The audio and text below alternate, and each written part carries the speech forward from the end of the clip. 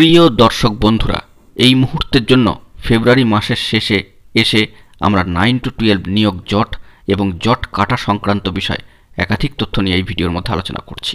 বন্ধুরা, অত্যন্ত গুরুত্বপূর্ণ একটি খবর আপডেট উঠে আসছে 9 to 12 নিয়োগ সংক্রান্ত একাধিক বিষয়কে কেন্দ্র করে। বন্ধুরা, সবটাই এই ভিডিওর মধ্যে তুলে ধরার চেষ্টা করছি। ভিডিওটিকে অবশ্যই সম্পূর্ণ শেষ পর্যন্ত শুনে বোঝার চেষ্টা করবেন ও ভিডিওটিকে শেষ পর্যন্ত দেখে নেবেন। এখনও পর্যন্ত যে সমস্ত বন্ধুরা চ্যানেলটি সাবস্ক্রাইব করেননি, সাবস্ক্রাইব করে নিয়ে সঙ্গে থাকবেন। বন্ধুরা, আজকে 29 ফেব্রুয়ারি মাসের শেষ দিনে এসে উঠে আসছে অত্যন্ত গুরুত্বপূর্ণ খবর। 9 to 12 SLST নিয়োগ চাকরি প্রার্থীদের জটিলতার অবসানের চেষ্টায় এবার আন্দোলনকারী চাকরি প্রার্থীদের দেওয়া প্রস্তাবও কার্যত জরুরি ভিত্তিতে খতিয়ে দেখতে শুরু করল রাজ্যের শিক্ষা দপ্তর ও স্কুল সার্ভিস কমিশন। আন্দোলনকারীদের বক্তব্য ঘিরে গত বুধবার বিকাশ ভবনে আলোচনায় বসেন সম্মানীয় শিক্ষামন্ত্রী, সম্মানীয় শিক্ষা সচিব মহাশয় এবং কমিশনের সম্মানীয় চেয়ারম্যান সাহেব, তাদের আইনি অফিসাররা। অত্যন্ত গুরুত্বপূর্ণ একটি খবর আপডেট উঠে আসছে। সম্মানীয় কর্মপ্রার্থীদের বক্তব্যগুলি তাদের সামনে তুলে ধরেন প্রাক্তন সাংসদ মহাশয়, যার কাছে গিয়ে প্রস্তাবগুলি রেখেছিলেন সম্মানীয় আন্দোলনকারীরা। বৈঠকে বারবার আইনি জটিলতার বিষয়টি উঠে আসে। পরিস্থিতির চুলচেরা বিশ্লেষণ হয়। ঠিক হয় সমস্যার দ্রুত সমাধানের সবকটি পথে চেষ্টা করা হবে, তবে আবার কেউ কোনো মামলা করে দিলে বিষয়টা আবারও আটকে যাবে বা সিবিআই তদন্তের নির্দেশ হতে পারে, এই আশঙ্কাও আলোচিত হয়। আন্দোলনকারীদের প্রস্তাব ছিল মহামান্য আদালতের সমাধানের পাশাপাশি বিকল্প পথেও চেষ্টা হোক। আইনি শর্তাধীনভাবে নিয়োগ প্রক্রিয়া শুরু করুক কমিশন। পরে যদি মহামান্য আদালত তাদের স্থগিতাদেশ দেয়, তখন কর্মপ্রার্থীরা সেটা মেনে নেবেন।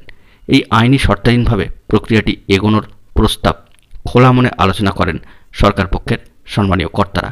শেষে ঠিক হয় যে এই ব্যাপারে জরুরি ভিত্তিতে আইনি পরামর্শ নেবে কমিশন। প্রসঙ্গত এই বিষয়ে উল্লেখ্য যে কমিশনের সম্মানীয় চেয়ারম্যান সাহেব কথা বলবেন আইনজ্ঞদের সঙ্গে, বিশেষ করে রাজ্যের সম্মানীয় অ্যাডভোকেট জেনারেল মহাশয়ের সঙ্গে।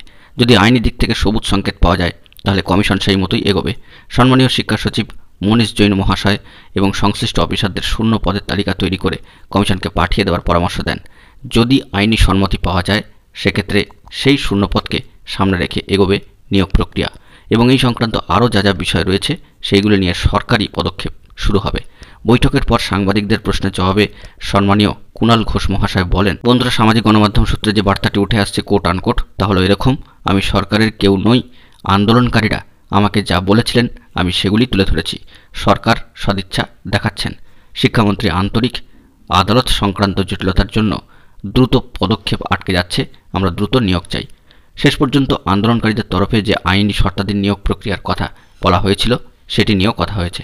কমিশন এ বিষয়ে দ্রুত আইনি পরামর্শ নেবে। বন্ধুরা, তাই সব মিলিয়ে বলা যেতে পারে যে 9 to 12 নিয়োগের ক্ষেত্রে এই বিষয়কে কেন্দ্র করে ফেব্রুয়ারির শেষে এসে অত্যন্ত জরুরি ভিত্তিতে কতগুলি খবর আপডেট কিন্তু উঠে আসলো, যা সরাসরি আপনাদের মাঝখানে তুলে ধরলাম।